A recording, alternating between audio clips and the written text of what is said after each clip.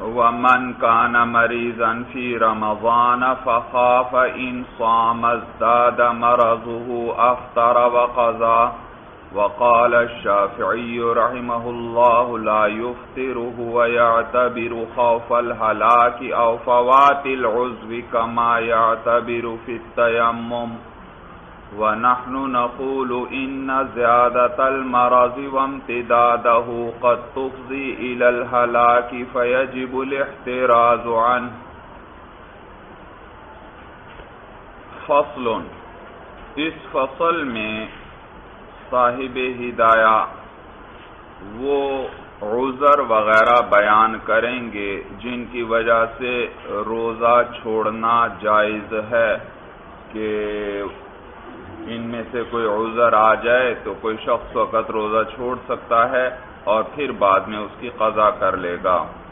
تو کہتے ہیں وَمَنْ كَانَ مَرِيضًا فِي رَمَضَانَ، اور جو شخص بیمار تھا رمضان میں، فَخَافَ إِنْ صَامَ، تو اس کو یہ خوف ہوا کہ اگر اس نے روزہ رکھا، ازداد مرضہ، تو اس کا مرض بڑھ جائے گا، افطارا، تو وہ افطار کر لے، یعنی روزہ چھوڑ دے، وقضا، اور بعد میں اس کی قضا کر لے. کوئی شخص بیمار ہے رمضان کے اندر اور مرض بھی ایسا ہے کہ اس کو خوف ہے اگر میں روزہ رکھوں گا تو میرا مرض بڑھ جائے گا بھائی، تو افطارا، وہ کیا کر لے؟ افطار کر لے، یعنی روزہ نہ رکھے، وقضا، اور بعد میں اس کی قضا کر لے بھائی. ازداد، میری کتاب میں زال کے ساتھ لکھا ہے، یہ درست نہیں ہے بھائی، زا کے ساتھ ہونا چاہیے، زا کے ساتھ، ازداد. وقال الشافعی رحمہ اللہ لا یفطر، امام شافعی رحمہ اللہ فرماتے ہیں کہ نہیں، وہ افطار نہیں کرے گا، یعنی وہ روزہ نہیں چھوڑ سکتا، اسے روزہ رکھنا پڑے گا.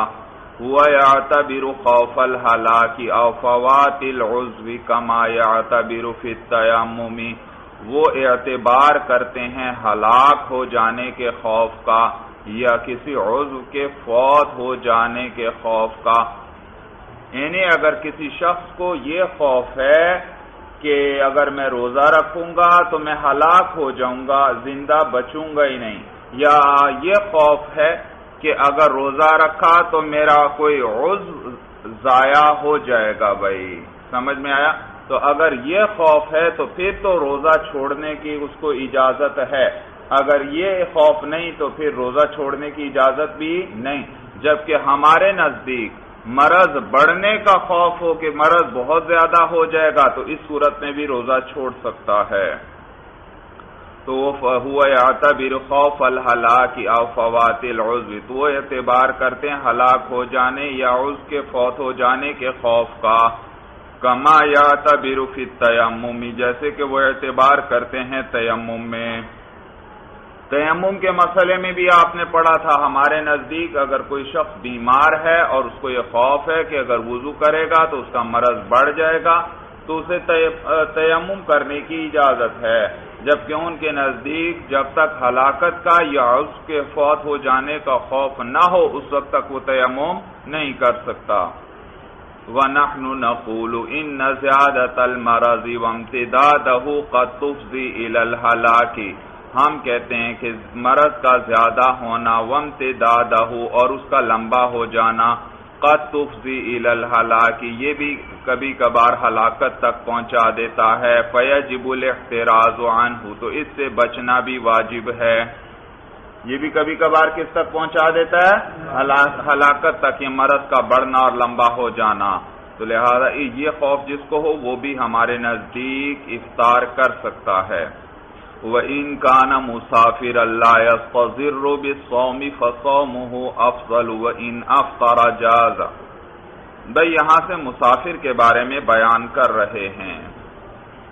مسافر اور مریض کے بارے میں اللہ قرآن میں فرماتے ہیں فَمَنْ كَانَ مِنْكُمْ مَرِيضًا أَوْ عَلَى سَفَرٍ فَعِدَّةٌ مِّنْ أَيَّامٍ أُخَرَ، پس تم میں سے جو کوئی مریض ہو یا سفر ہو تو شمار کرنا ہے چند دوسرے دنوں کا، یعنی ان ایام کے علاوہ پھر دوسرے دن میں شمار کر کے اتنے روزے کیا کر لے؟ پورے کر لے جو رمضان میں چھوڑ دیے تھے اس بیماری یا اس سفر کے عذر کی وجہ سے۔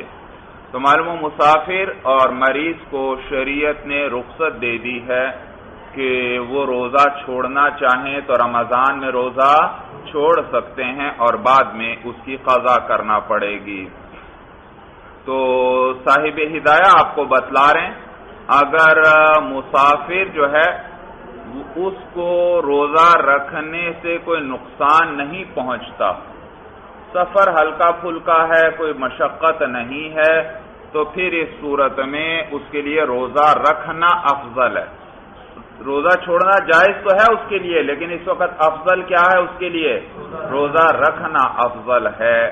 اور یہ بھی یاد رکھیے مسافر سے وہ شرعی مسافر مراد ہے جس نے کتنی مسافت کا ارادہ کیا ہے؟ 3 دن کی مسافت کا ارادہ کیا ہے۔ تو کہتے ہیں وَإِن كَانَ مُسَافِرًا لَا يَسْتَضِرُّ بِالصَّوْمِ فَصَوْمُهُ أَفْضَلُ، اور اگر مسافر جو ہے اس کو نقصان نہیں ہوتا، اس کو تکلیف نہیں ہوتی بالصوم روزے کی وجہ سے، فَصَوْمُهُ أَفْضَلُ تو اس کا روزہ افضل ہے۔ وَإِنْ أَفْطَرَ جَازَ، اور اگر اس نے افطار کر لیا یعنی روزہ نہ رکھا، جاز تو یہ بھی جائز ہے۔ لِأَنَّ السَّفَرَ لَا يَعْرَى عَنِ الْمَشَقَّةِ، اس لیے کیونکہ سفر جو ہے وہ خالی نہیں ہوتا مشقت سے۔ فَجُعِلَ نَفْسُهُ عُذْرًا، تو اس کی ذات ہی کو عذر قرار دے دیا گیا۔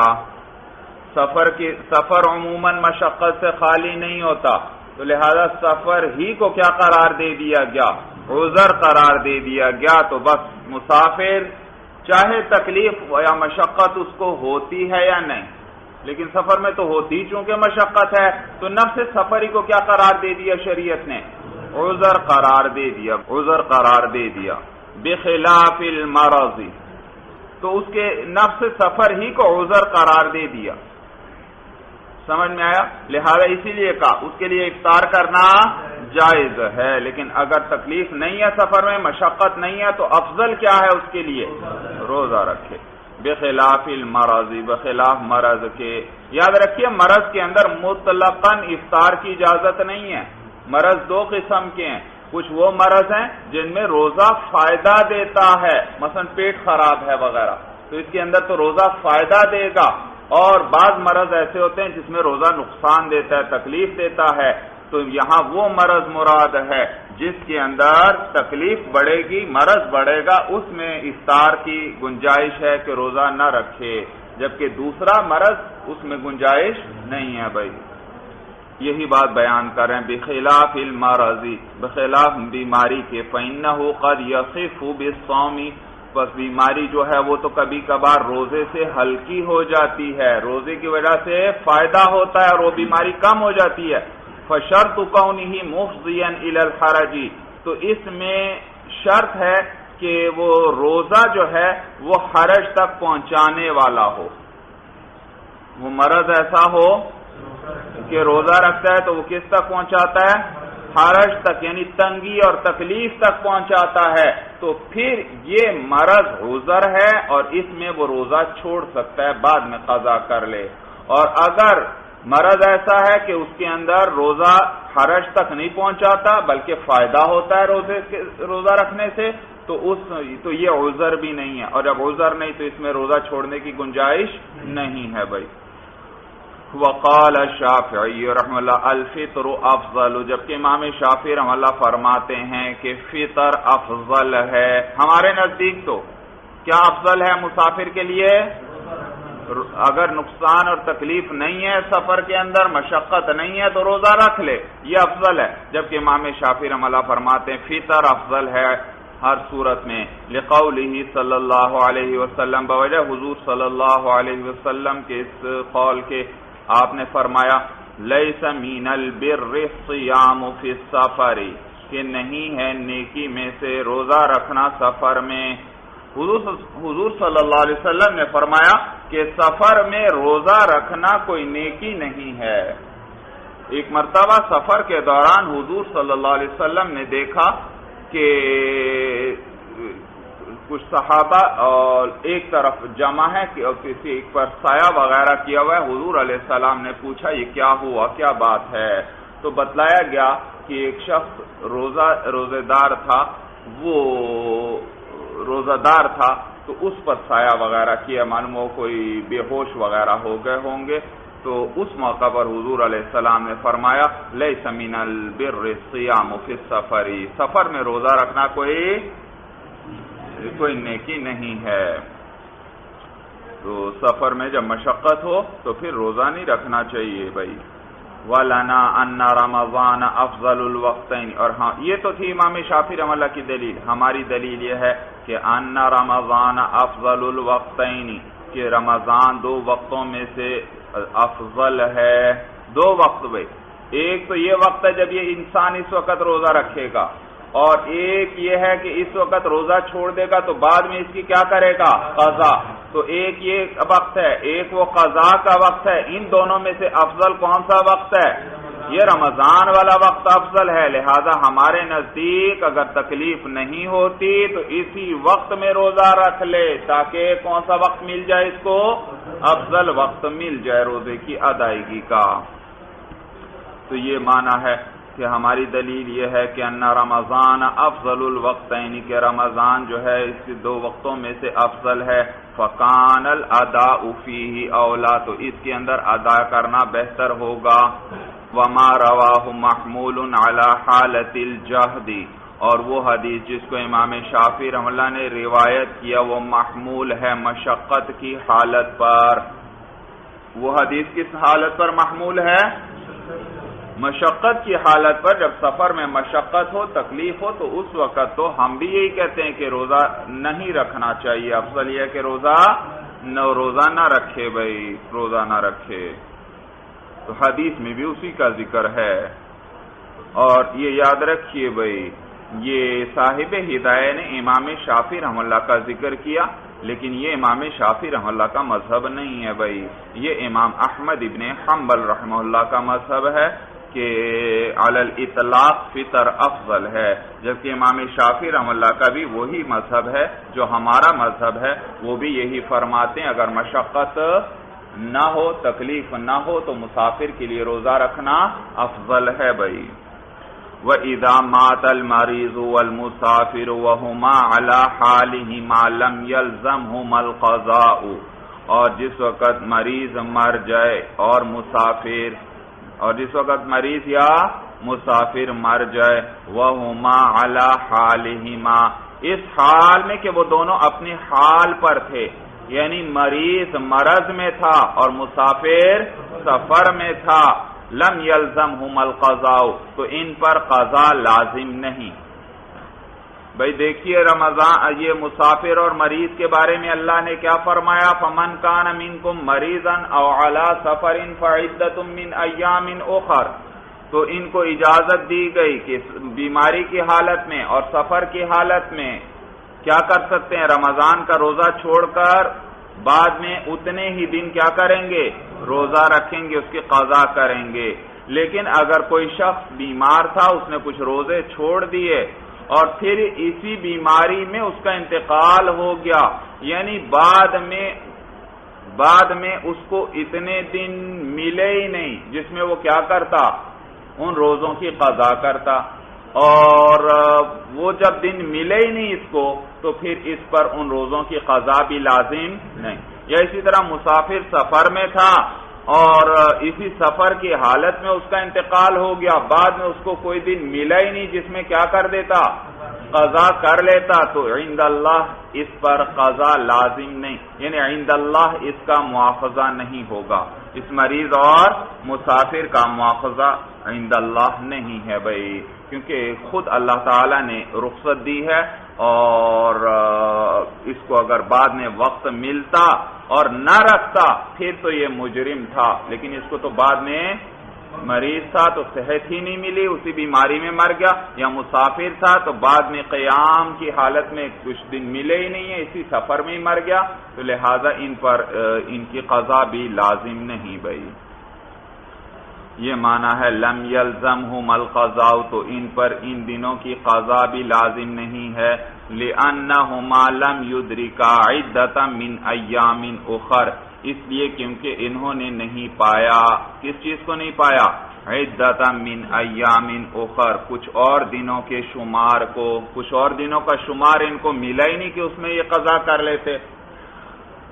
اب دوسری صورت ذکر کر رہے ہیں کہ اگر ان کو کچھ ایام مل گئے لیکن پورے ایام نہ ملے، مریض تھا، بیمار تھا، اس بیماری کی حالت میں اس نے مثلا رمضان کے 20 روزے چھوڑ دیے اور رمضان کے بعد کسی وقت اس کو صحت ہو گئی، وہ صحت مند ہو گیا اور صرف مثلا فرض کریں 10 دن صحت مند رہا اور پھر انتقال کر گیا، تو لہذا اس پر جتنے دن اس کو مل گئے صحت کی حالت میں ان کی قضا اس پر لازم ہوگی۔ 10 دن صحت مل گئی تھی اور روزے تو کل کتنے باقی تھے اس کے ذمے؟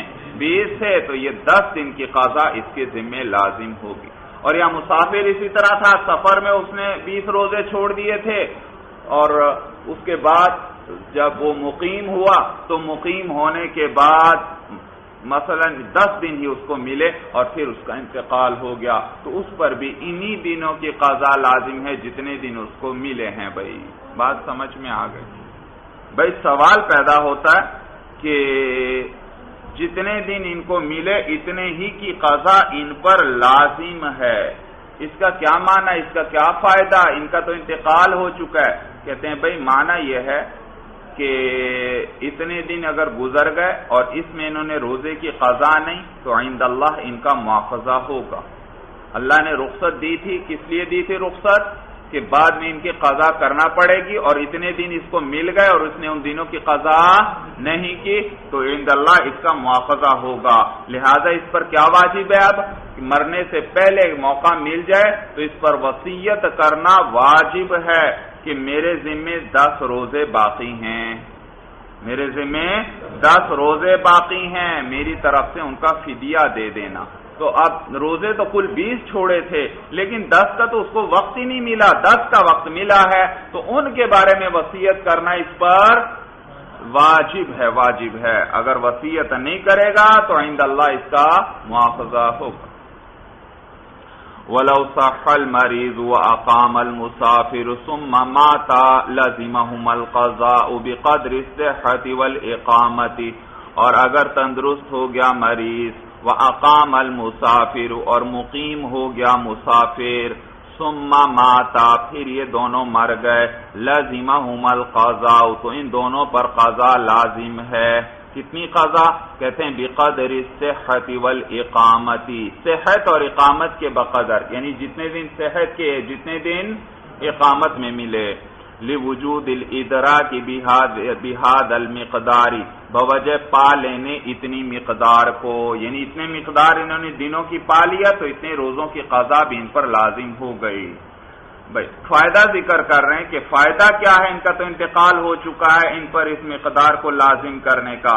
کہتے ہیں وَفَائِدَتُهُ وُجُوبُ الْوَصِيَّةِ بِالْإِطْعَامِ، کہ اس کا فائدہ جو ہے یہ ہے کہ ان پر وصیت کرنا واجب ہے، بالإطعام کھانا کھلانے کی، ان پر کھانا کھلانے کی وصیت کرنا واجب ہے، یعنی فدیہ کرنے کی وصیت کریں بھائی، فدیہ کہ ان کی طرف سے ہر روزے کا فدیہ ادا کر دیا جائے۔ یہاں تک مسئلہ سمجھ میں آ گیا بھائی؟ فدیہ کتنا ہے وہ آگے ذکر آ رہا ہے بھائی۔ وَذَكَرَ الطَّحَاوِيُّ خِلَافًا فِيهِ بَيْنَ أَبِي حَنِيفَةَ وَأَبِي يُوسُفَ وَبَيْنَ مُحَمَّدٍ رَحِمَهُمُ اللَّهُ تَعَالَى وَلَيْسَ بِصَحِيحٍ وَإِنَّمَا الْخِلَافُ فِي النَّذْرِ۔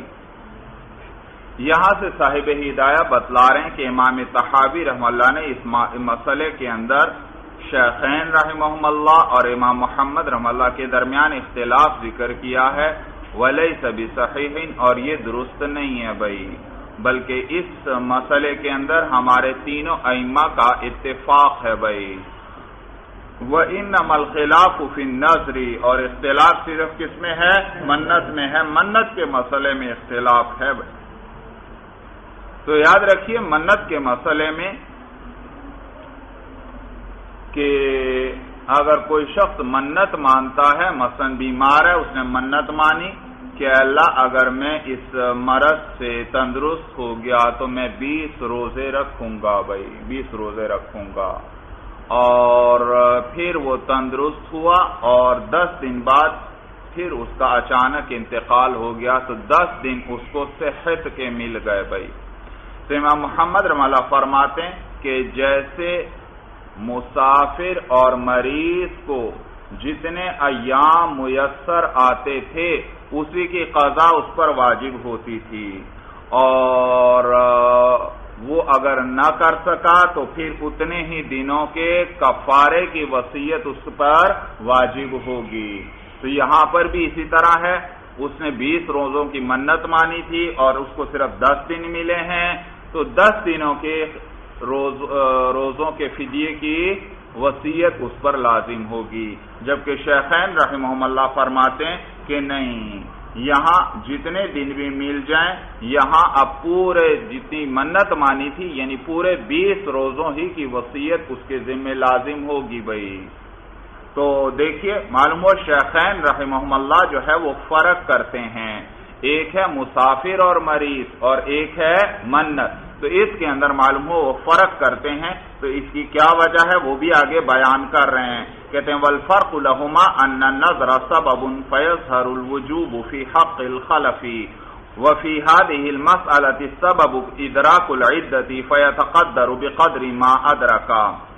تو فرق یہ ہے شیخین رحمہ اللہ کے نزدیک دونوں صورتوں میں کہ وہ فرماتے ہیں کہ یہ جو مریض اور مسافر پر قضا واجب ہوتی ہے، یہ قضا کا سبب اور ایام کو پا لینا ہے۔ ان پر قضا کیوں واجب ہوتی ہے؟ اور ایام کو پا لینا اس کا سبب ہے، تو یہ اسی قدر دنوں کی قضا آئے گی، اس پر واجب ہوگی جتنے دنوں کو وہ پا لے۔ تو اب اگر ان پر 20 روزے باقی تھے اور انہوں نے صرف 10 دن پائے اور پھر انتقال ہو گیا تو صرف 10 دن پائے ہیں تو اسی کے بقدر ان پر قضا بھی واجب ہوگی، لیکن منت کے وجوب کا سبب وہ اتنے دنوں کو پا لینا نہیں ہے، بلکہ منت کے وجوب کا سبب وہ منت ہے، اس منت کی وجہ سے یہ 20 روزے اس پر واجب ہوئے ہیں، اور منت تو موجود ہے اور مانع جو ہے وہ دور ہو چکا ہے، مرض دور ہو چکا ہے، تو اب اس پر پورے 20 روزوں ہی کی وصیت لازم ہوگی۔ سمجھ میں آیا بھائی؟ کیونکہ یہاں جو اس پر ادا واجب ہوئی، جتنے ایام کو پائے ان کی وجہ سے اس پر ادا واجب نہیں ہو رہی، بلکہ یہ ادا کس وجہ سے واجب ہو رہی ہے، یہ روزے اس پر کس وجہ سے واجب ہو رہے ہیں؟ منت کی وجہ سے واجب ہو رہے ہیں، اور منت تو موجود ہے، اور مانع جو تھا، جو مرض تھا وہ ختم ہو چکا ہے۔ جب منت موجود ہے اور مانع ختم ہو گیا تو وجوب سارے کا آئے گا، اور کتنی منت مانی تھی اس نے؟ 20 کی، تو وہ ایام جو اس نے پائے ان کو نہیں دیکھا جائے گا، بلکہ یہ دیکھا جائے گا منت اس نے کتنے کی مانی تھی، اور وہ منت موجود ہے، وہ سبب ہے، اس کی وجہ سے 20 روزے اس پر واجب ہو رہے ہیں۔ 20 ہی روزے واجب ہوئے، جب مانع چلا گیا تو اس پر کتنے روزے واجب ہو گئے؟ 20 روزے واجب ہو گئے بھائی، لہذا اب اس نے رکھے نہیں ہیں تو لہذا اب خلیفہ کی طرف حکم منتقل ہو جائے گا، اور روزے کا خلیفہ کیا ہے؟ فدیہ ہے۔ سمجھ میں آیا بھائی؟ فدیہ ہے، تو لہذا اس پر وصیت واجب ہوگی کہ وہ 20 دنوں کے روزوں کے فدیے کی وصیت کرے، جبکہ امام محمد رحمہ اللہ کیا فرماتے تھے؟ جتنے دن پائے ہیں اسی کے بقدر وصیت بھی اس پر لازم، جبکہ شیخین رحمہ اللہ کے نزدیک وہ جتنے کی منت مانی ہے ان سارے روزوں کی وصیت کرنا لازم ہے کہ ان کا فدیہ دے دیا جائے بھائی۔ فرق سمجھ میں آ گیا؟ تو کہتے ہیں والفرق لہما، اور فرق جو ہے شیخین رحمہ اللہ کے نزدیک جو ہے وہ یہ ہے کہ ان النذر سبب، کہ اس مسئلے میں منت کے مسئلے میں منت جو ہے وہ سبب ہے ان روزوں کا، فیظہر الوجوب فی حق الخلف، تو وجوب ظاہر ہوگا خلیفہ کے حق میں، یعنی فدیے کے حق میں بھی وجوب ظاہر ہوگا۔ روزے تو وہ رکھ نہیں سکا، موت کا وقت اچانک آ گئی بھائی، اور اس کو پتہ لگ گیا اب میں مرنے والا ہوں، تو اس پر کیا واجب ہے؟ اگر موقع ملتا ہے اس پر وصیت واجب ہے۔ تو وجوب تو آیا تھا کتنے روزوں کا اس پر؟ 20 کا، تو یہ وجوب اب خلیفہ کے حق میں بھی اسی طرح ظاہر ہوگا، اور کتنے روزوں کا فدیے کی وصیت کرنا اس پر لازم ہوگا؟ 20 ہی کی وصیت کرنا لازم ہوگا۔ بھائی سورج سمجھ میں آ گئی؟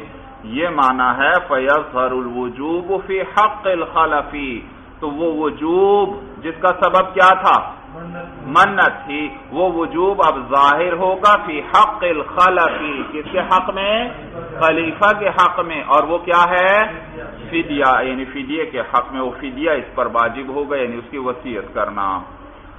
وفی هذه المسألة السبب، جبکہ اس مسئلے کے اندر، یہ مریض اور مسافر کے مسئلے کے اندر، السبب ادراک العدتی، قضا کا سبب کیا ہے؟ اس پر مسافر اور مریض نے کچھ روزے چھوڑے ہیں تو ان پر قضا واجب ہوگی، لیکن اس قضا کا سبب کیا ہے؟ کیوں واجب ہوگی؟ اور دنوں کو پانے کی وجہ سے۔ اگر اور دنوں کو نہیں پایا اور مرض میں اور سفر میں ان کا انتقال ہوا تو آپ نے کیا پڑھا تھا؟ ان پر قضا لازم ہے یا قضا لازم نہیں؟ یہ تو قضا لازم ہی نہیں ہے۔ معلوم ہوا یہاں قضا کا سبب کیا ہے؟ اور دنوں کو پا لینا، تو جتنے اور دن پائیں گے اتنی ہی قضا لازم ہوگی، اور قضا تو یہ کر نہیں سکا تھا، لہذا اسی کے بقدر وصیت اس پر لازم ہوگی۔ بات سمجھ میں آ گئی؟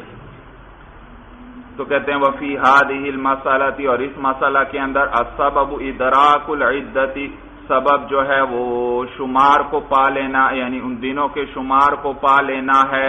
فَيَتَقَدَّرُ بِقَدْرِ مَا أَدْرَكَ، تو یہ مقدر ہوگا، یعنی مقرر ہوگا اسی کے بقدر جو اس نے پا لیا، جتنا اس نے ایام کو پا لیا اسی کے بقدر اس پر قضا واجب ہوگی۔ اور قضا تو اس نے کی نہیں تھی، مثلا 10 دن تندرست ہو گیا تھا یا 10 دن مقیم ہو گیا تھا، لیکن اس نے قضا نہیں کی۔ جب قضا نہیں کی، قضا تو لازم تھی اس کے ذمے، تو اسی کے بقدر اب وصیت کرنا اس پر واجب ہے۔ بھائی وَقَضَاءُ رَمَضَانَ إِنْ شَاءَ فَرَّقَهُ وَإِنْ شَاءَ تَابَعَهُ، یہاں سے یہ مسئلہ بیان کر رہے ہیں کہ ایک شخص پر رمضان کے کئی روزوں کی قضا ہے، بیماری وغیرہ کی وجہ سے اس نے کئی روزے مثلا چھوڑ دیے یا سفر کی وجہ سے، تو کیا بعد میں ان روزوں کی جب قضا کرے گا تو مسلسل روزے رکھنا ضروری ہے یا جدا جدا کر کے بھی رکھ سکتے ہیں؟ تو آپ کو صاحب ہدایہ بتلائیں گے کہ یہ رکھنے والے کی مرضی ہے، چاہے مسلسل سارے روزے رکھ لے قضا کے، اور چاہے جدا جدا کر کے رکھے، ایک آج رکھ لیا، ایک چند دن بعد رکھ لیا، ایک پھر چند دن بعد رکھ لیا، تو یہ اس کی مرضی ہے۔ لیکن بہتر یہ ہے کہ مسلسل رکھے تاکہ جلدی سے جلدی واجب جو ہے ذمے سے ساقط ہو جائے۔ بھائی تو کہتے ہیں وَقَضَاءُ رَمَضَانَ إِنْ شَاءَ فَرَّقَهُ وَإِنْ شَاءَ تَابَعَهُ، اور رمضان کی قضا اگر چاہے تو جدا جدا کرے اس کو، یعنی الگ الگ رکھے قضا روزوں کو، وَإِنْ شَاءَ تَابَعَهُ، اور اگر چاہے تو ان کو پے در پہ یعنی ایک دوسرے کے پیچھے رکھے، یعنی مسلسل رکھے، لِإِطْلَاقِ النَّصِ، بوجہ نص کے مطلق ہونے کے، نص کے مطلق، کیونکہ نص مطلق ہے۔ قرآن میں اللہ نے کیا ذکر فرمایا؟ فَعِدَّةٌ مِّنْ أَيَّامٍ أُخَرَ، بھائی تو اس کے اندر یہ قید نہیں ہے کہ وہ مسلسل ہونے چاہیے، معلوم ہے جدا جدا کر کے بھی رکھ سکتا ہے۔ لیکن المستحب المتابعۃ، لیکن مستحب جو ہے وہ متابعت ہے، یعنی پے در پہ ایک دوسرے کے پیچھے مسلسل رکھنا ہے، مسارعۃ الی اسقاط الواجب، جلدی کرنے کے لیے واجب کے اسقاط کی طرف، تاکہ واجب کا اسقاط جلدی سے، تاکہ واجب جلدی سے جلدی ذمے سے اتر جائے۔ بھائی وَإِنْ أَخَّرَهُ حَتَّى دَخَلَ رَمَضَانٌ آخَرُ صَامَ الثَّانِيَةَ، اور اگر اس نے مؤخر کیا قضا کو، ایک شخص پر روزوں کی قضا تھی لیکن وہ مؤخر کرتا رہا یہاں تک کہ اگلا رمضان شروع ہو گیا، تو کہتے ہیں بھائی اب اگلے رمضان کے اندر ان روزوں کی قضا نہیں کر سکتا وہ جو پچھلے رمضان کے تھے، بلکہ یہ وقت اس رمضان کے روزوں کا ہے، تو اس میں اسی رمضان کے روزے رکھے اور قضا کیا کرے؟ اس رمضان کے بعد کر لے۔ بھائی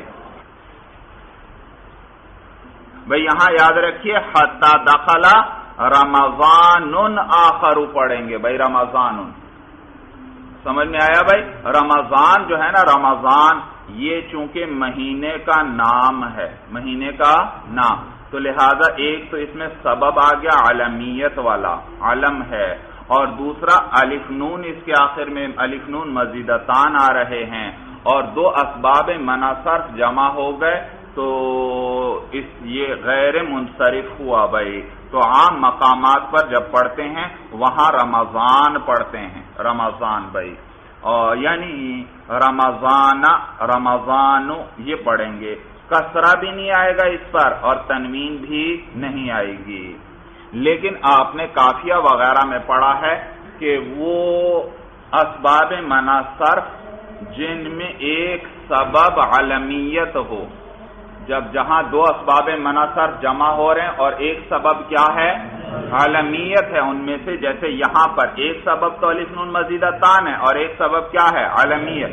تو جہاں پر بھی ایک سبب علمیت ہو، اس لفظ کو اگر نکرہ بنا دیا جائے تو علمیت ختم ہو جاتی ہے، اور جب علمیت ختم ہو گئی تو صرف ایک سبب رہ گیا اس میں غیر انصراف کا، اور ایک سبب کی وجہ سے تو کوئی لفظ غیر منصرف نہیں ہوتا، تو یہاں پر بھی علمیت ختم ہو گئی تو یہ منصرف ہو گیا۔ بھئی علمیت کس طرح ختم ہوئی؟ علمیت اس طرح کہ مثلا زید ایک شخص کا نام تھا، آپ دو کا نام زید رکھتے ہیں، بس اب علمیت ختم، کیونکہ علم تو اس کو کہتے تھے جو ایک معین ذات پر دلالت کرے۔ جیسے میں زید بولتا تھا، وہ جو آپ کا ساتھی جس کا نام زید ہے فوراً آپ کے ذہن میں آ جاتا تھا، لیکن جب دو یا تین یا چار کا نام زید ہے، اب جیسے میں اور اکٹھا مثلا آپ نے رکھا، ساروں کا کیا نام رکھا ہے؟ زید۔ اب جیسے میں زید کہوں گا تو کوئی ایک ذہن میں آئے گا متعین؟ نہیں، معلوم ہوا اب علمیت نہیں ہے۔ تو جب بھی دو یا زیادہ کا اکٹھا نام ایک چیز کا ہو گیا تو علمیت اس میں سے کیا ہو جاتی ہے؟ ختم ہو جاتی ہے۔ تو یہاں پر بھی اسی طرح، ایک تو وہ رمضان جو موجود تھا جس کے اس نے روزے قضا کیے ہیں، ایک اگلا رمضان، اس کا نام بھی کیا؟ اگلا مہینہ جو آ رہا ہے وہ اگلے سال والا، اس کا نام بھی رمضان، تو دو ہو گئے، تو علمیت کیا ہو گئی؟ ختم ہو گئی۔ تو اب یہ کیا بن گیا؟ منصرف بن گیا۔ اسی لیے میں نے رمضان آخر پڑھا بھائی، تنوین کے ساتھ پڑھا، کیونکہ اب یہ غیر منصرف نہیں ہے، اور دلیل بھی ساتھ موجود ہے کہ یہ نکرہ ہو چکا ہے۔ اور کیا دلیل ہے؟ آخر صفت اس کی نکرہ آ رہی ہے بھائی، ورنہ تو الآخر ہونا چاہیے تھا بھائی، سمجھ میں آیا؟ تو اسی لیے صاحب ہدایہ صفت بھی اس کی نکرہ ہی لے کر آئے، یہ بتلانے کے لیے کہ اب یہ علم نہیں ہے۔ جب علم نہیں ہے تو اس میں تو ایک سبب تھا ہی علمیت، وہ ختم ہوا تو صرف الف نون مزیدتان رہ گئے، اب یہ غیر منصرف نہیں ہے بھائی۔ یہ معنی ان اخرہ حتی دخل رمضان آخر صام الثانیہ، اور اگر اس کو اس نے مؤخر کیا یہاں تک کہ دوسرا رمضان داخل ہو گیا، صام الثانیہ، تو دوسرے رمضان کے روزے رکھے گا، لأنہ فی وقت ہی، اس لیے کیونکہ روزہ دار جو ہے اب اس دوسرے رمضان کے وقت میں ہے تو اس کے روزے رکھے گا۔ وَقَضَى الْأَوَّلَ بَعْدَهُ، اور قضا کرے پہلے کی اس رمضان کے بعد، لِأَنَّهُ وَقْتُ الْقَضَاءِ، اس لیے کیونکہ وہ اس کی قضا کا وقت ہے۔ کب؟ دوسرے رمضان کے بعد جو ہے وہ ہے قضا کا وقت، رمضان کے اندر نہیں قضا کا وقت بھائی۔ وَلَا فِدْيَةَ عَلَيْهِ، اور اس شخص پر فدیہ نہیں ہے، فدیہ نہیں ہے، لِأَنَّ وُجُوبَ الْقَضَاءِ عَلَى التَّرَاخِي، اس لیے کیونکہ ہمارے نزدیک قضا کا جو وجوب آتا ہے وہ علی التراخی ہے بھائی۔ کس طریقے پر ہے؟ تراخی کے طریقے پر ہے، یعنی تاخیر کے ساتھ بھی ادا کر سکتا ہے، یعنی قضا کو۔ حتی کان لہ ان یتطوع، یہاں تک کہ اس کے لیے جائز ہے نفل بھائی، یہاں تک کہ اس کے لیے نفل یعنی نفلی روزہ رکھنا بھی جائز ہے۔ ایک شخص پر قضا واجب ہے اور وہ قضا سے پہلے کیا رکھ لیتا ہے؟ نفلی روزہ، تو ہمارے نزدیک یہ جائز ہے، اس لیے کیونکہ قضا کی ادائیگی فوری اس پر ہے ہی نہیں، بلکہ کس طریقے پر ہے؟ تراخی کے طریقے پر ہے کہ وہ آسانی کے ساتھ جب قضا کرنا چاہے کر سکتا ہے، تو اس سے پہلے نفل بھی اس کے لیے جائز ہیں بھائی۔ والحامل والمرضع اذا خافتا علی انفسهما او ولدیهما افطرتا وقضتا دفعا للحرج ولا کفارۃ علیہما. بھئی مسئلہ یہ کہ کوئی عورت حاملہ ہے یعنی پیٹ میں بچہ ہے، یا اسی طرح کوئی عورت جو ہے بچے کو دودھ پلانے والی ہے، اور اب ان کو اپنی جان کا خوف ہوا روزے کے اندر یا اپنے بچوں کا خوف ہوا، تو اس صورت میں یہ روزہ چھوڑ دیں. بھائی کیا کر دیں؟ روزہ چھوڑ دیں. اور اگر روزہ رکھا ہوا ہے تو اس کو توڑ سکتی ہیں بھائی، جبکہ کب؟ اپنی جان کا خوف ہے یا بچے کی جان کا خوف ہے بھائی. تو کہتے ہیں والحامل والمرضع اذا خافتا علی انفسہما، اور حاملہ اور دودھ پلانے والی جب ان دونوں کو خوف ہوا علی انفسہما اپنی جان کا، او ولدیہما یا اپنے بچوں کی جان کا، افطرتا تو دونوں افطار کر لیں، وقضتا اور قضا کریں، یہ دونوں یعنی بعد میں کیا کریں گی؟ قضا کریں گی. تو اس وقت افطار کر لیں دفعا للحرج، حرج کو دور کرنے کے لیے بھائی، کیونکہ حرج کو تو دور کیا گیا اور یہاں اپنی یا بچوں کی جان کا خطرہ ہے تو روزہ چھوڑ دیں. اور یا اگر روزہ ہے، روزے کے اندر اس طرح پیش آیا تو روزہ توڑ دیں. ولا کفارۃ علیہما، اور ان پر کفارہ بھی نہیں ہے، لأنہ افطار بعذر، اسی کیونکہ یہ روزہ توڑنا کس کی وجہ سے تھا؟ عذر کی وجہ سے تھا. ولا فدیۃ علیہما، اور ان پر فدیہ نہیں ہے، صرف کیا کریں گی؟ ان روزوں کی قضا کریں گی. تو ولا فدیۃ علیہما، اور ان پر فدیہ نہیں ہے. خلافا للشافعی رحمہ اللہ، بخلاف امام شافعی رحمہ اللہ کے فیما اذا خافت علی الولد، اس صورت میں کہ جب وہ اس عورت کو خوف ہے اپنے بچے کا، وہ یعتبرہ بالشیخ الفانی، وہ اس کو قیاس کرتے ہیں شیخ فانی پر. کس پر؟ شیخ فانی. بھائی شیخ فانی کا مسئلہ آگے آ رہا ہے. شیخ فانی وہ شخص جو بہت بوڑھا ہو گیا، بہت بوڑھا ہو گیا تو اس کو شیخ فانی کہتے ہیں کہ مرنے یعنی فنا ہونے کے قریب ہے، مرنے ہی والا ہے، بہت بوڑھا ہو گیا، قوتیں ساری ختم ہو گئیں، روزہ رکھنے کی اس کے اندر اب طاقت ہی نہیں ہے بھائی، اتنا بوڑھا ہو گیا ہے. تو یاد رکھیے شیخ فانی جو ہے نا، شیخ فانی وہ چونکہ اب روزہ رکھ نہیں سکتا تو وہ ہر روزے کے بدلے ایک مسکین کو کھانا کھلائے گا، ایک مسکین کو کھانا کھلائے گا، یا یوں کہ ہر روزے کا ایک فدیہ دے گا، وہی فدیہ جو صدقہ فطر میں بیان ہوا تھا کہ ہر روزے کے بدلے کیا کر دے؟ نصف سا گندم دے دے، یا ایک سا کھجور یا جو میں سے دے دے بھائی، ایک سا بھائی. اور چاہے تو کیا کر دے؟ ان کی قیمت دے دے. اور چاہے تو کیا کرے؟ کھانا کھلا دے 2 وقت کا، لیکن کھانا 2 وقت کا ہونا چاہیے تاکہ اس کی ضرورت پوری ہو جائے بھائی. تو یہ شیخ فانی جو فدیہ ادا کرتا ہے. تو امام شافعی رحمہ اللہ فرماتے ہیں کہ دیکھیے جیسے شیخ فانی جو ہے ہر روزے کے بدلے میں ایک فدیہ ادا کرتا ہے، تو فرماتے ہیں کہ یہ عورت بھی یہاں پر فدیہ ادا کرے گی، لیکن اس صورت میں جب اپنے بچے کی ہلاکت کے خوف سے اس نے روزہ توڑا ہے یا روزہ چھوڑا ہے.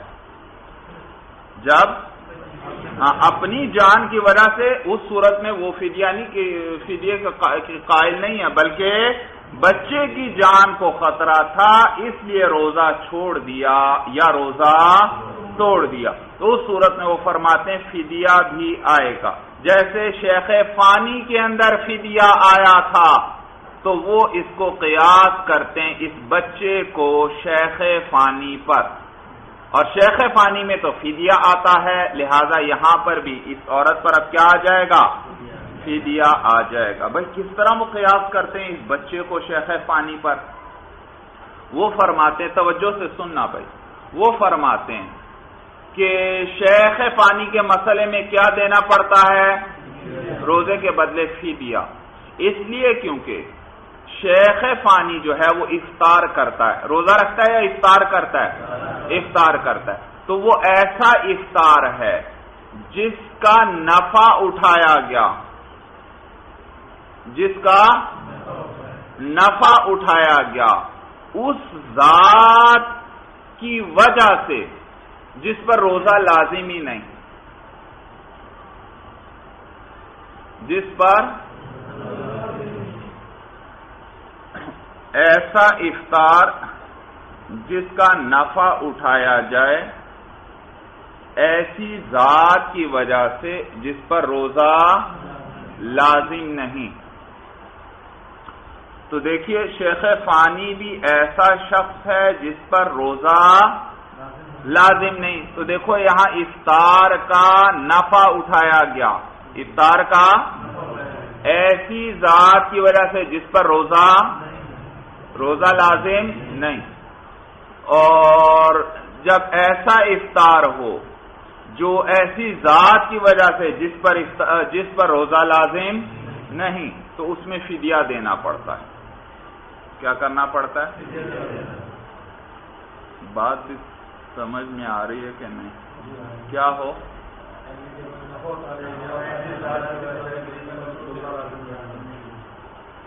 افطار کا نفع اٹھایا جائے اور کس کی وجہ سے ہو؟ ایسی ذات کی وجہ سے جس پر روزہ لازم نہیں۔ وہ فرماتے ہیں دیکھو شیخ فانی ہے اور یہ تو بہت کمزور ہو گیا، روزہ تو رکھ ہی نہیں سکتا، تو اس پر روزہ لازم ہی نہیں ہوتا، تو شریعت نے اس کو کیا دیا؟ افطار کی رخصت دے دیا۔ تو یہ افطار کا نفع اٹھایا گیا اور کس کی وجہ سے؟ ایک ایسی ذات کی وجہ سے جس پر روزہ، اور تو جب بھی ایسا افطار پایا جائے جو کہ ایسی ذات کی وجہ سے ہے جس پر روزہ لازم نہیں ہے، تو اس کے اندر کیا دینا پڑتا ہے؟ فدیہ دینا پڑتا ہے۔ تو یہاں پر بھی جب اس عورت نے اپنے بچے کے خوف کی وجہ سے افطار کیا ہے، تو اس عورت نے افطار کا نفع اٹھایا اور کس کی وجہ سے؟ ایسی ذات کی وجہ سے، یعنی اس بچے کی وجہ سے جس پر روزہ لازم نہیں، تو یہ اسی کی طرح ہوا، اور وہاں تو فدیہ دینا پڑتا تھا، تو یہاں عورت کو بھی کیا دینا پڑے گا؟ فدیہ دینا پڑے گا۔ دلیل ان کی سمجھ میں آئی؟ تو کہتے ہیں خلاف الشافعی رحمہ اللہ، بخلاف امام شافعی رحمہ اللہ کے فیما، اس صورت میں اذا خافت علی الولد، کہ جب اس عورت کو خوف ہو اپنی بچے کا، هو یعتبرہ بالشیخ الفانی، وہ اس کو قیاس کرتے ہیں شیخ فانی پر، ولنا، اور ہماری دلیل یہ ہے کہ ان الفدیۃ بخلاف القیاس فی الشیخ الفانی، ہم کہتے ہیں کہ فدیہ جو ہے شیخ فانی کے اندر وہ خلاف القیاس ہے، اور جو چیز خلاف القیاس ہوتی ہے وہ اپنے مورد پر بند رہتی ہے، اس پر اور چیزوں کو قیاس نہیں کیا جا سکتا۔ بھائی شیخ فانی کے اندر فدیہ کا حکم دیا شریعت نے کہ یہ کیا کرے؟ ہر روزے کے بدلے فدیہ دے۔ بھائی سمجھ میں آیا؟ قرآن میں اللہ کیا فرماتے ہیں؟ آگے شیخ فانی کے مسئلے میں دلیل آ رہی ہے بھائی، وَعَلَى الَّذِينَ يُطِيقُونَهُ أَيْ لَا يُطِيقُونَهُ، اور وہ لوگ جو روزے کی طاقت نہیں رکھتے تو ان پر فدیہ ہے، اور فدیہ کتنا ہے؟ طعام مسکین، ایک مسکین کا کھانا ہے ان کے ذمے۔ بھائی تو ہم کہتے ہیں کہ شیخ فانی کے مسئلے کے اندر جو فدیہ واجب کیا گیا وہ خلاف القیاس ہے بھائی، اس لیے کیونکہ ایک شخص ایک چیز کو ادا نہ کر سکے تو اس پر اس کا مثل واجب کیا جاتا ہے۔ کیا واجب کیا جاتا ہے؟ اس کا مثل واجب کیا جاتا ہے، اور یہاں پر یہ فدیہ یہ تو روزے کا مثل نہیں ہے کسی بھی لحاظ سے، معلوم ہوا یہ کیا ہے؟ خلاف القیاس، تو یہ فدیہ کا وجوب خلاف القیاس ہوا، تو لہذا اس پر کسی اور کو اب یہاں قیاس نہیں کیا جا سکتا۔ اور نیز ہم کہتے ہیں کہ ایک فطر ہے بچے کی وجہ سے اور ایک فطر ہے اس شیخ فانی کا، یہ دونوں بالکل الگ الگ چیزیں ہیں، یہ دونوں ایک جیسے بھی نہیں ہیں۔ جو شیخ فانی تھا اس پر وجوب آیا اولاً روزے کا، کس کا وجوب آیا؟ روزے کا وجوب اس پر آیا، لیکن چونکہ وہ روزہ رکھنے سے عاجز تھا اس لیے پھر وہ روزہ منتقل ہو گیا کس کی طرف؟ فدیے کی طرف۔ تو اب ابتداءً روزے کا وجوب اس پر آیا اور پھر یہ روزہ منتقل ہو گیا کس کی طرف؟ فدیے کی طرف منتقل ہوا، جبکہ بچہ جو ہے اس کے پر تو سرے سے وجوب ہے ہی نہیں بھائی، تو لہذا یہ فطر بھی ایک جیسے نہیں ہے بھائی، فطر بھی ایک جیسے نہیں ہے بھائی۔ ایک بچے کے معاملے میں بھی فطر آ رہا ہے، ماں کیا کر رہی ہے اس کی، یا دودھ پلانے والی کیا کر رہی ہے؟ افطار کر رہی ہے، افطار کر رہی ہے۔ تو ایک فطر وہ جو بچے کی وجہ سے ہے اور ایک فطر وہ ہے جو شیخ فانی کر رہا ہے، یہ دونوں بھی ایک جیسے نہیں ہیں، اس لیے کیونکہ شیخ فانی وہاں پر اصل میں کیا آیا تھا؟ اولاً روزوں کا وجوب آیا تھا، اور پھر وہ چونکہ عاجز تھا روزے کی ادائیگی سے تو پھر یہ کس کی طرف منتقل ہو گیا؟ فدیے کی طرف منتقل ہو گیا، جبکہ یہاں پر فطر جو آیا ہے بچے کی وجہ سے آیا ہے اور بچے پر تو سرے سے وجوب ہی نہیں ہے بھائی، تو وہاں وجوب تھا یہاں وجوب ہے ہی نہیں، تو دونوں ایک دوسرے سے الگ الگ چیزیں ہوئیں، وہ فطر اور طرح کا ہے، یہ فطر اور طرح کا ہے، لہذا ایک کو دوسرے پر قیاس نہیں کیا جا سکتا۔ فرق سمجھ میں آ گیا؟ ولنا، اور ہماری دلیل یہ ہے کہ ان الفدیۃ بخلاف القیاس فی الشیخ الفانی، کہ فدیہ جو ہے وہ خلاف القیاس ہے شیخ فانی کے اندر، والفطر بسبب الولد لیس فی معناہ، اور بچے کی وجہ سے جو فطر ہے وہ اس کے معنی میں نہیں ہے، یعنی اس کی طرح نہیں ہے، لأنہ عاجز بعد الوجوب، اس لیے کیونکہ شیخ فانی تو عاجز ہے بعد الوجوب، کس کے بعد؟ وجوب کے بعد۔ اولاً تو اس پر بھی کیا آیا؟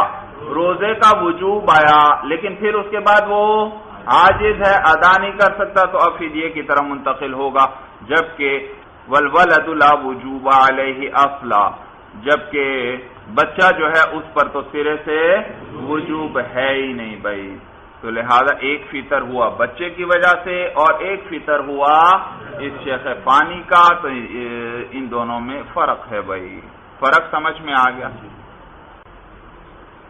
خلاصہ اس مسئلے کا سن لیجئے دوبارہ بھائی، خلاصہ یہ ہوا کہ اگر حاملہ یا مرضعہ جو ہے وہ اپنے بچے کی جان کے خوف کی وجہ سے وہ افطار کر لیتی ہیں، روزہ نہیں رکھتی یا روزہ توڑ دیتی ہیں، تو اس صورت میں ہمارے نزدیک اس حاملہ یا مرضعہ پر صرف روزے کی قضا آئے گی، جبکہ امام شافعی رحمہ اللہ فرماتے ہیں کہ ان پر قضا بھی آئے گی اور فدیہ بھی آئے گا۔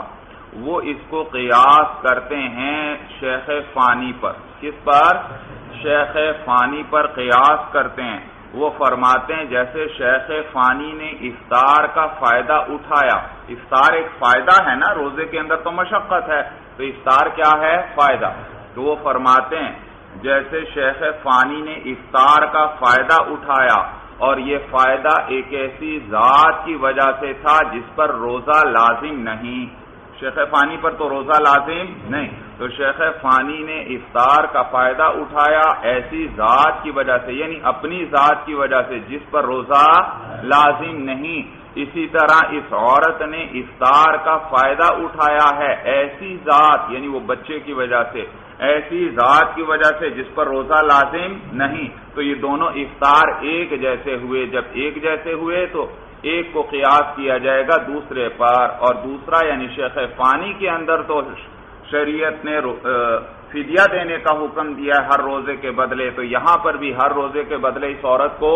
فدیہ دینا پڑے گا۔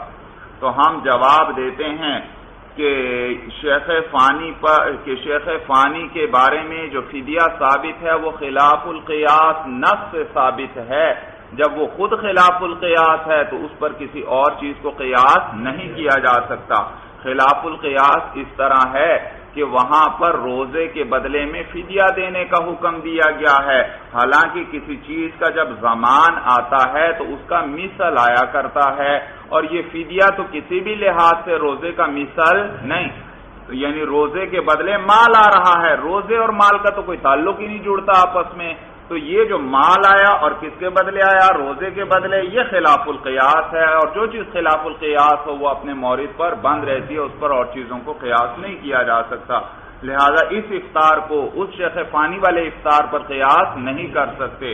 اور نیز ہم کہتے ہیں کہ یہ دونوں افطار ایک جیسے بھی نہیں ہیں، بلکہ ایک افطار ہے شیخ فانی کا اور ایک افطار ہے اس عورت کا اپنے بچے کی وجہ سے، دونوں میں فرق ہے۔ تو ایک فطر وہ جو بچے کی وجہ سے ہے اور ایک فطر وہ ہے جو شیخ فانی کی وجہ سے ہے، یہ دونوں ایک جیسے نہیں ہیں، تو دونوں فطر الگ الگ ہیں بھائی، لہذا اس وجہ سے بھی ایک کو دوسرے پر قیاس نہیں کیا جا سکتا۔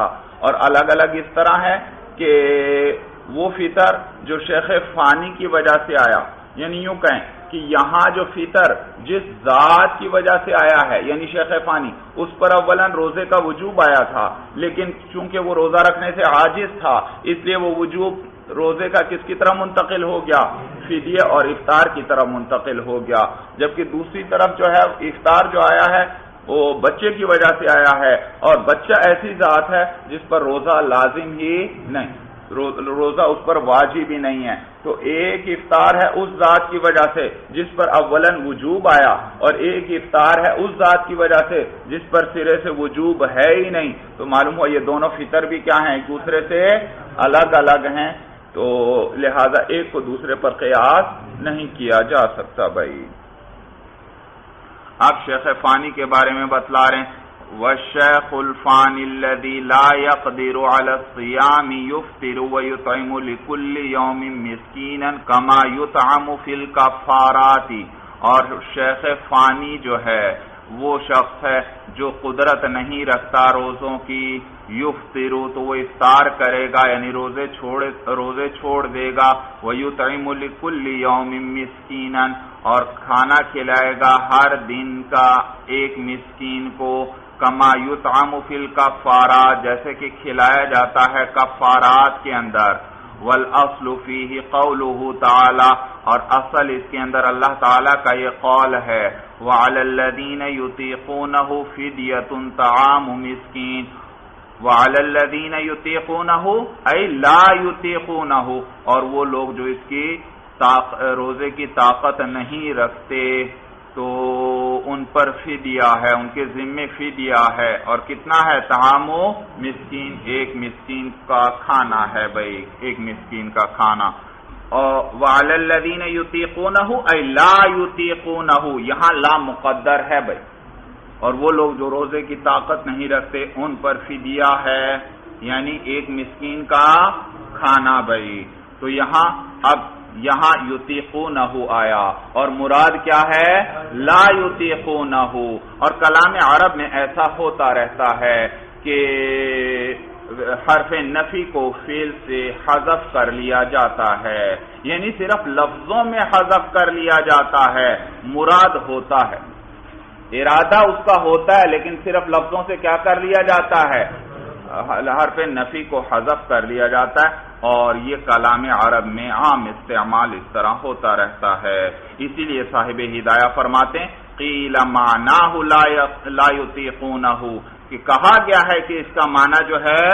لا یطیقونہ ہے، یعنی یہاں پر لا مقدر ہے بھائی، لا مقدر ہے، اور نہیں صاحب ہدایہ نے قیلہ کے ذریعے ذکر کیا کہ کہا گیا ہے کہ اس یطیقونہ کا معنی ہے لا یطیقونہ، سمجھ میں آیا بھائی، اس لیے کیونکہ اس آیت کی اور بھی تفاصیل ذکر کی گئی ہیں بھائی، اور بعضوں نے کہا کہ یہ ابتدائی اسلام میں حکم تھا، اور یطیقونہ سے یطیقونہ ہی مراد ہے، وہ لوگ جو طاقت رکھتے ہیں روزے کی وہ کیا کر سکتے ہیں، فدیہ دے سکتے ہیں ایک مسکین کا کھانا، تو ابتدائی اسلام میں اختیار تھا کہ چاہے فدیہ دیں اور چاہے روزہ رکھیں بھائی، تو بعض نے یہ تفسیر کی ہے اور بعضوں نے کہا یطیقونہ اس کس معنی میں ہے، لا یطیقونہ کے معنی میں ہے بھائی۔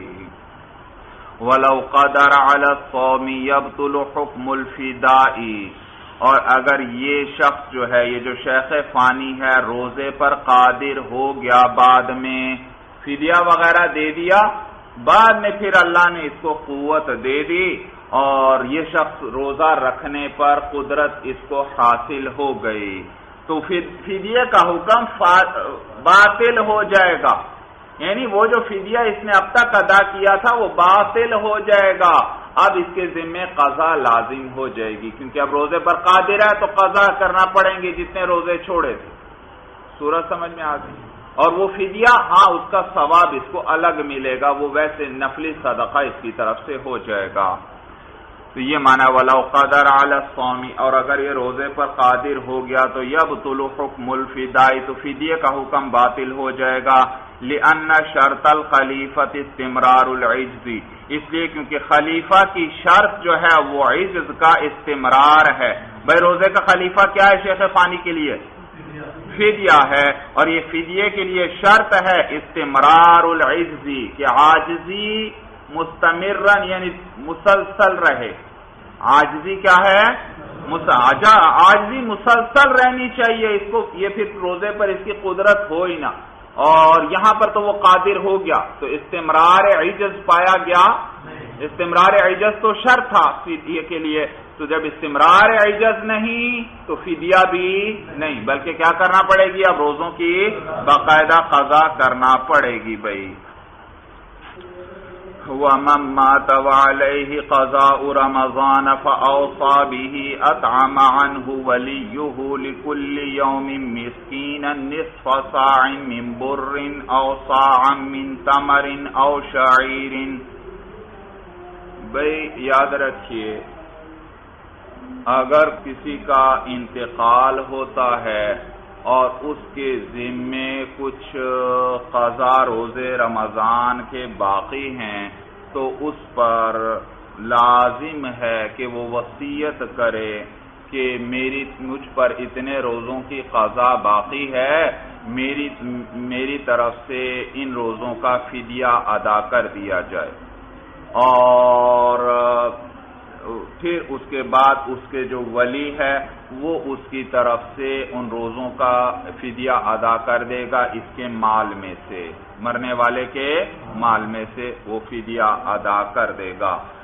اور یہ فدیہ یاد رکھیے وصیت کی طرح ہے بھائی، وصیت کی طرح، جیسے وصیت جو ہے وہ صرف مال کے تیسرے حصے تک نافذ ہوتی ہے بھائی، سارے میں نافذ نہیں، باقی دو حصے کس کے ہوتے ہیں؟ ورثہ کے۔ بھائی مال وراثت میں آپ پڑھ چکے ہوں گے کہ کسی شخص کا جب انتقال ہوتا ہے سب سے پہلے اس کے مال میں سے اس کے کفن دفن کا بندوبست کیا جاتا ہے، تو کفن دفن کا سارا بندوبست ہو گیا، اس کے بعد پھر جو اس پر قرضے کوئی ہوں تو وہ قرضے ادا کیے جائیں گے، چاہے سارا مال ہی کیوں نہ ختم ہو جائے۔ پھر تیسرا نمبر وصیت کا ہے، اور وصیت اب جو مال باقی بچا ہوا ہے، کفن دفن بھی ہو چکا، قرضے بھی ادا ہو چکے، اب جو مال بچا ہوا ہے اس کے تیسرے حصے میں وصیت نافذ ہوگی، اس سے زیادہ میں نہیں، باقی دو حصے وارثوں کے ہیں۔ کس کے ہیں؟ وارثوں کے ہیں۔ ہاں اگر وارث اجازت دے دیتے ہیں پھر چاہے تیسرے سے زیادہ کے اندر یا سارے مال میں بھی وصیت نافذ کی جا سکتی ہے، لیکن ان کی اجازت کے بغیر صرف تیسرے حصے تک ہی وصیت نافذ ہوگی بھائی۔ تو یہاں پر بھی اب اگر کوئی شخص اس کے ذمہ روزے باقی ہیں تو اس پر لازم ہے کہ وصیت کر کے جائے، اور یہ وصیت کتنے کے اندر نافذ ہوگی؟ تیسرے حصے کے اندر بھائی، یہ تیسرے حصے کے اندر نافذ ہوگی۔ اور وصیت اس نے کی ہے تو وارثوں پر لازم ہے کہ اس کی طرف سے یہ فدیہ ادا کریں تیسرے حصے تک، اگر اس نے وصیت کی ہے۔ اگر اس نے وصیت نہیں کی تو وارثوں پر لازم نہیں، ہاں اگر دے دیں تو اچھی بات ہے بھائی، تاکہ سمجھ میں آئے، دے دیں تو اچھی بات ہے، لیکن ان پر لازم نہیں ہے، کہنے کا مطلب یہ ہے، بات سمجھ میں آ گئی۔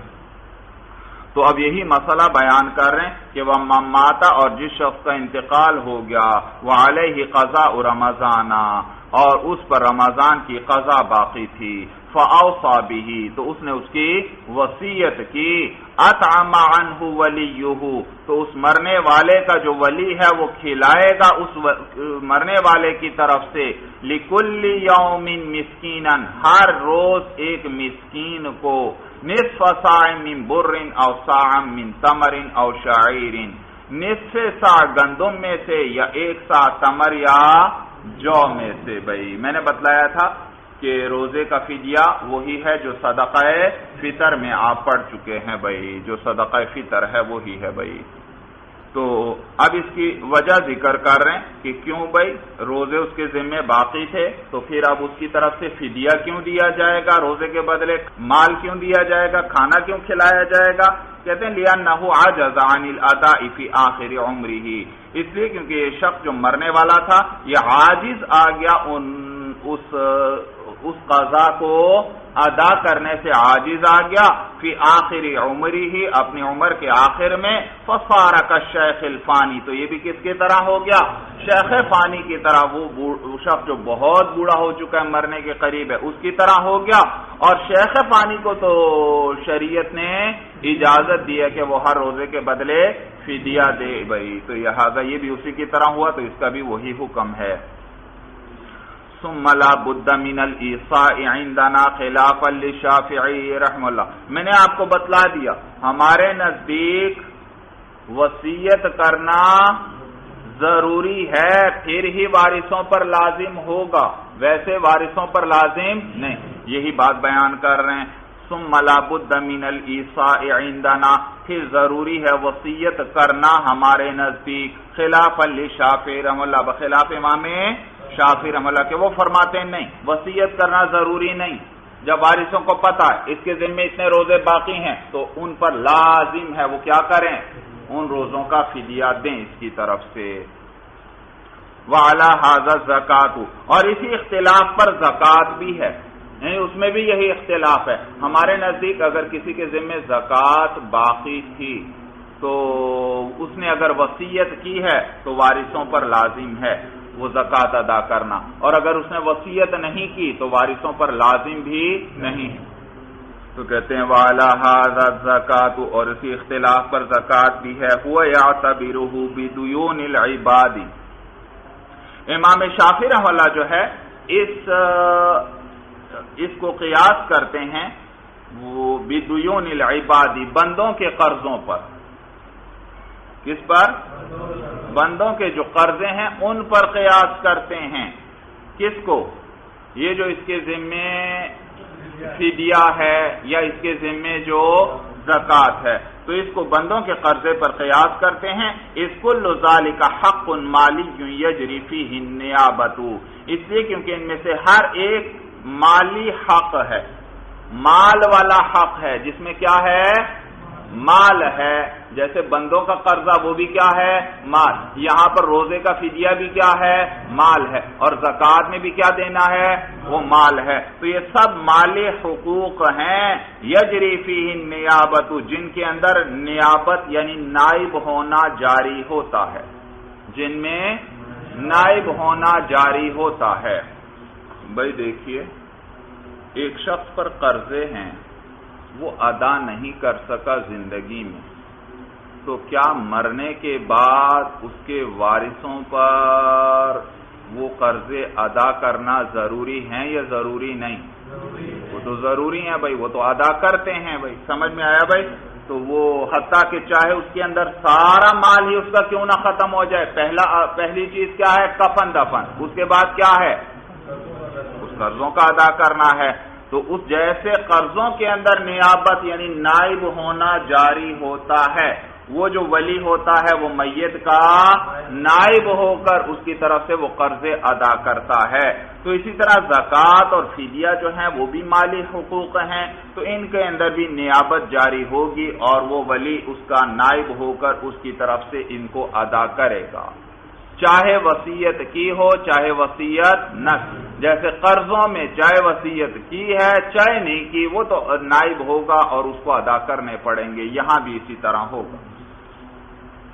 تو یہ معنی ہے ہوا یعتبرہ بدیون العباد، تو امام شافعی رحمہ اللہ اس کو قیاس کرتے ہیں بندوں کے دیون پر، اس کل ذالک حق مالی یجری فیہ النیابۃ، اس لیے کیونکہ ان میں سے ہر ایک جو ہے وہ ایسا مالی حق ہے، یجری فیہ النیابۃ، جس میں نائب ہونا جاری ہوتا ہے۔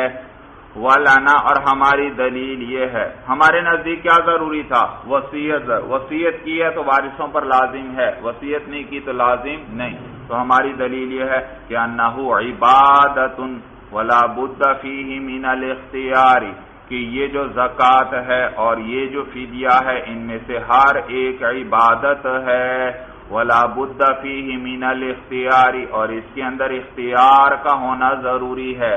عبادت تو وہی ہے جو اپنے اختیار سے انسان کرتا ہے، بغیر اختیار کے تو عبادت نہیں۔ اختیار ہوگا، اختیار یعنی باقاعدہ اس میں ارادہ کرے، ارادہ کرے گا تو عبادت ہوگی، نیت اور ارادہ نہیں تو عبادت بھی نہیں۔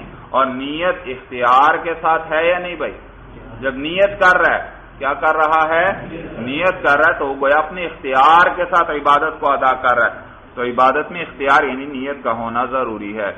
تو ہمارے نزدیک ان میں سے ہر ایک عبادت ہے، ولا بد فیہ من الاختیار، اور اس کے اندر جو ہے ضروری ہے اختیار کا ہونا۔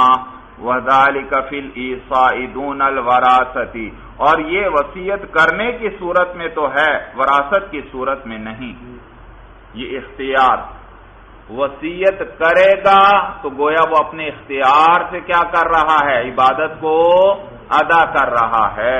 اور وصیت نہیں کی، صرف کہا جائے کہ بطور وراثت کے جو اس کے وارث ہیں ان کو کیا کرنا پڑے گا، تو کہتے ہیں نہیں بھائی، وراثت تو ایک جبری چیز ہے، اور یہ چیزیں ہیں عبادت، اور ان میں اختیار ضروری، جبکہ وراثت میں اختیار نہیں چلتا، وراثت جبری چیز ہے۔ حتیٰ کہ اگر ایک شخص کہتا ہے، جیسے آپ آج کل پڑھتے رہتے ہیں، میں اپنے فلاں بیٹے کو جائیداد سے عاق کرتا ہوں، نہیں بھائی تم کون ہو عاق کرنے والے؟ اللہ نے اس کو تمہارا وارث بنایا ہے، وہ جتنا مرضی نافرمان ہو کچھ ہو، مال اس کو ملنا ہی ملنا ہے ہر حال میں۔ سمجھ میں آیا؟ تو اگرچہ وہ ملکی قانون کے ذریعے اس بیچارے کو مال سے محروم تو کر دیتا ہے، لیکن اپنے لیے مرنے والا جو ہے وہ اپنے لیے جہنم کی آگ تیار کر لیتا ہے۔ سمجھ میں آیا بھائی؟ تو یہ عاق کرنا شرعاً درست نہیں ہے، اور نہ وہ شرعاً عاق ہوتا ہے بھائی۔ تو دیکھیے اس نے عاق کیا، پھر بھی شرعاً وہ مالک بن رہا ہے مرنے کے بعد مال کا۔ معلوم ہو وراثت میں اختیار نہیں چلتا، وہ جبری چیز ہے، وہ وارث بنے گا ہر حال۔ یا اسی طرح وارث کہتا ہے میں نے اس مال کا وارث نہیں، میں نہیں لیتا، میں اس مال کا وارث نہیں بھائی تم کون ہوتے ہو انکار کرنے والے؟ تمہیں اللہ نے اس مال کا مالک بنایا ہے، اب تم ہی اس کے مالک ہو۔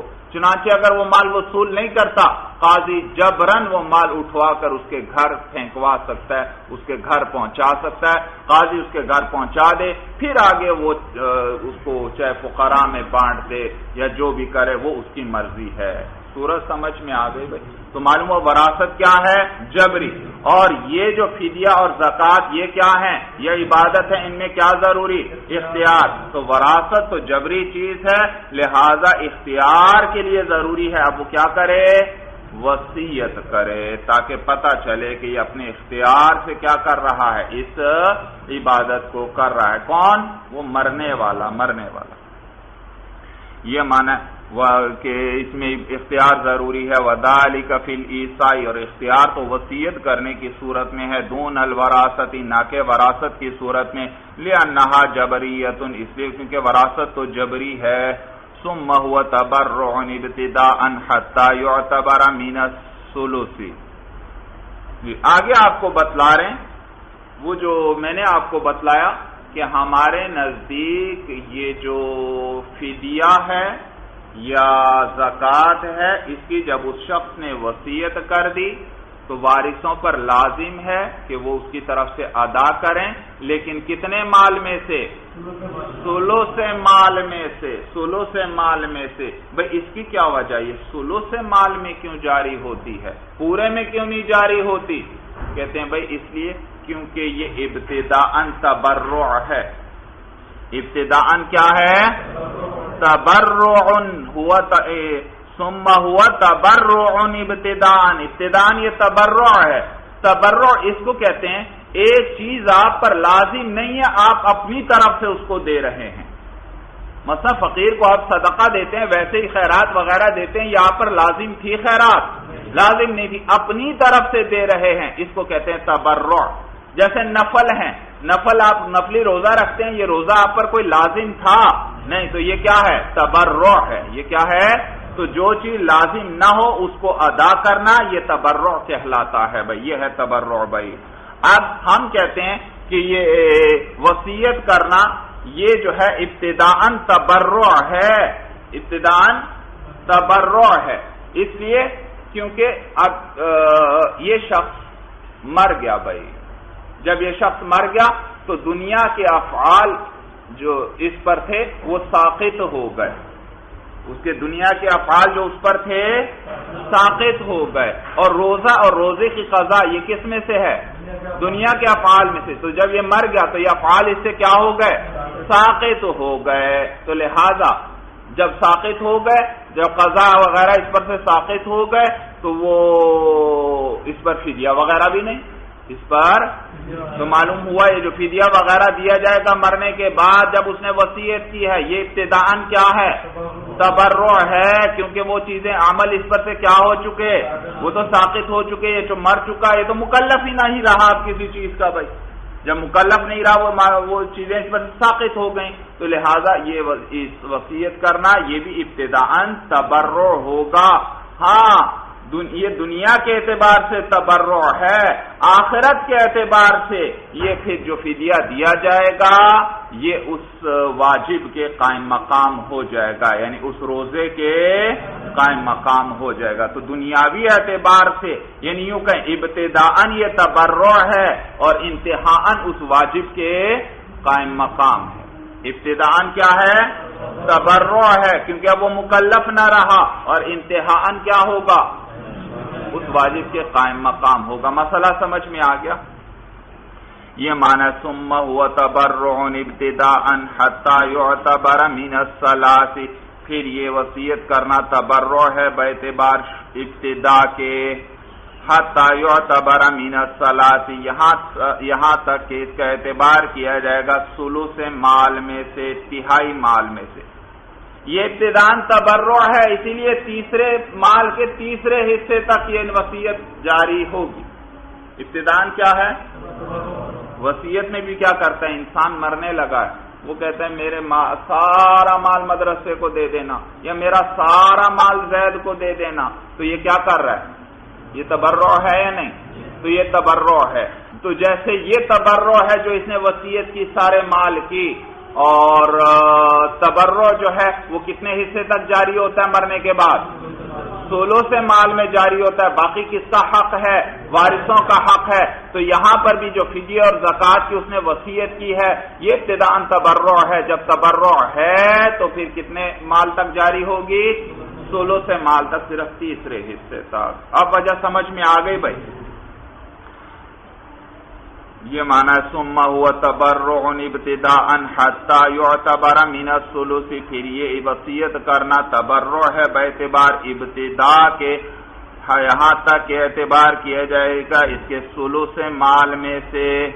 والصلاة كالصوم باستحسان المشائخ، اور نماز جو ہے وہ روزے کی طرح ہے مشائخ کے یعنی فقہا کے استحسان کی وجہ سے، یعنی استحساناً فقہا نے نماز کو بھی روزے کی طرح قرار دیا ہے.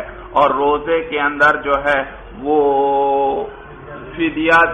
فدیے کی وصیت کر جائے تو وہ اس واجب کے قائم مقام ہو جائے گا. تو اسی طرح اگر کسی شخص کے ذمے نمازیں ہوں تو اس پر بھی واجب ہے کہ وہ کیا کر دے؟ وصیت کر دے. تو اس کی طرف سے ہر نماز کے بدلے جو ہے وہ ایک فدیہ دے دیا جائے گا، یعنی ایک نصف سا گندم یا 1 سا جو. تو کہا کہ نماز جو ہے روزے کی طرح ہے فقہا کے استحسان کی وجہ سے، اس لیے کیونکہ قیاس تو یہ تقاضا کرتا ہے کہ نماز کے اندر مال کافی نہیں ہونا چاہیے. جیسے زندگی کے اندر نماز کے بدلے فدیہ کوئی نہیں دے سکتا، بلکہ ہر حال میں کیا کرنا پڑے گی؟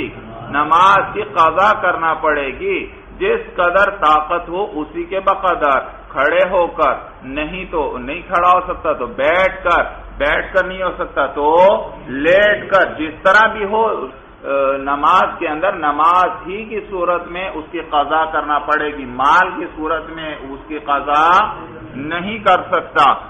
تو جب زندگی کے اندر نماز کے اندر مال کو ادا نہیں کر سکتا تو اسی طرح مرنے کے بعد بھی مال کو نماز کے سلسلے میں ادا نہیں کیا جا سکتا۔ یہ تقاضا ہے کس کا؟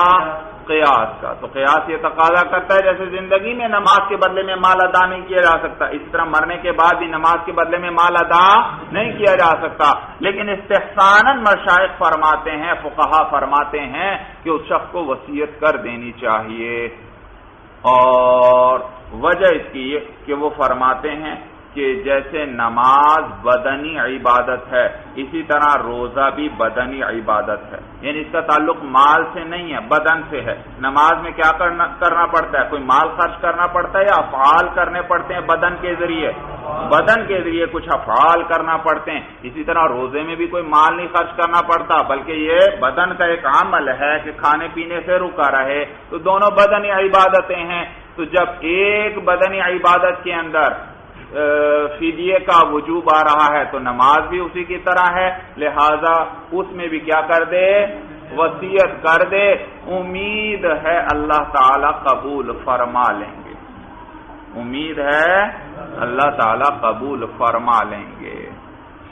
یہ معنی وَالصَّلَاةُ كَالصَّوْمِ بِاسْتِحْسَانِ الْمَشَائِخِ، اور نماز بھی روزے کی طرح ہے فقہا کے استحسان کی وجہ سے۔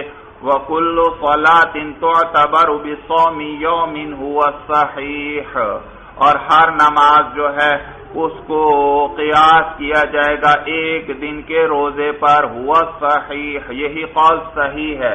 بعض فقہا فرماتے ہیں کہ سارے دن کی نمازیں وہ ایک روزے کی طرح ہیں، لہذا دن میں 5 فرض ہیں اور ایک وتر ہے وہ واجب ہیں، تو ان 6 نمازوں کا صدقہ ایک روزے کے برابر ہے، اور ایک روزے میں جو دیا جاتا تھا ایک مسکین کو کھانا کھلانا ہے، تو ان 6 نمازوں میں بھی کیا کیا جائے گا؟ ایک مسکین کو کھانا کھلایا جائے گا، یعنی ایک فدیہ ہوگا۔ لیکن صاحب ہدایہ نے آپ کو بتلا دیا کہ صحیح قول یہ ہے کہ سارے دن کی نمازیں ایک روزے کی طرح نہیں ہیں، بلکہ ہر نماز کیا ہے؟ ایک روزے کی طرح ہے، کیونکہ ہر نماز ایک الگ عبادت ہے، جیسے پورا روزہ ایک عبادت ہے۔ اور ایک دن میں کتنی نمازیں؟ 5 نمازیں بھی اور ایک وتر بھی، کیونکہ وتر بھی واجب ہیں، تو گویا ایک دن کی نمازوں میں 6 مسکینوں کو کھانا کھلانا پڑے گا، اس کی وصیت وہ کرے۔ یہ معنی ہے وَكُلُّ صَلَاةٍ تُعْتَبَرُ بِصَوْمِ يَوْمٍ، اور ہر نماز جو ہے اس کو قیاس کیا جائے گا ایک دن کے روزے پر، هُوَ الصَّحِيحُ، یہی قول صحیح ہے۔ وَلَا يَصُومُ عَنْهُ الْوَلِيُّ وَلَا يُصَلِّي، اور روزہ نہیں رکھ سکتا مرنے والے کی طرف سے اس کا ولی، وَلَا يُصَلِّي، اور نہ نماز پڑھ سکتا ہے۔ ولی یہ نہیں کر سکتا اس کے ذمہ روزے باقی ہیں تو وہ اس کی طرف سے ولی روزے رکھنا شروع کر دیں، نہیں بھائی، یہ اس کی طرف سے نہیں ہو سکتے۔ اور یا اس کے ذمہ نمازیں باقی ہیں تو ولی اس کی طرف سے نمازیں پڑھنا شروع کر دیں، یہ بھی نہیں، اس سے وہ ادا نہیں ہوں گے بھائی۔ یہ معنی ولا یصوم عنہ الولی ولا یصلی، اور روزہ نہیں رکھ سکتا اس مرنے والے کی طرف سے اس کا ولی، ولا یصلی، اور نہ نماز پڑھ سکتا ہے، لقوله صلی اللہ علیہ وسلم لا یصوم احد عن احد ولا یصلی احد عن احد۔ حضور علیہ السلام فرماتے ہیں کہ روزہ نہیں رکھ سکتا کوئی ایک بھی کسی ایک کی طرف سے بھی، اور اسی طرح کسی کی طرف سے بھی کوئی دوسرا نماز نہیں پڑھ سکتا۔ سمجھ میں آیا بھائی؟ تو نماز جس پر واجب ہے وہی پڑھے گا تو وہ اس کے ذمے سے ساقط ہوگی، کوئی دوسرا پڑھے تو اس کے ذمے سے ساقط نہیں ہوگی۔ ہاں یہ کر سکتا ہے، نفلی روزہ رکھتا ہے یا نوافل پڑھتا ہے ولی، اس کا ثواب اس کو بخش سکتا ہے، کیا کر سکتا ہے؟ ہاں، لیکن اس کے ذمہ اگر قضا روزے باقی ہیں یا قضا نمازیں باقی تھی مرنے والے کی طرف سے، ان کی جگہ وہ قضا روزے یا قضا نمازیں وہ نہیں ادا کر سکتا یہ بھائی۔ چلیے بس بھائی، ھذا ھو المرام، اللہ اعلم بحقیقت الکلام۔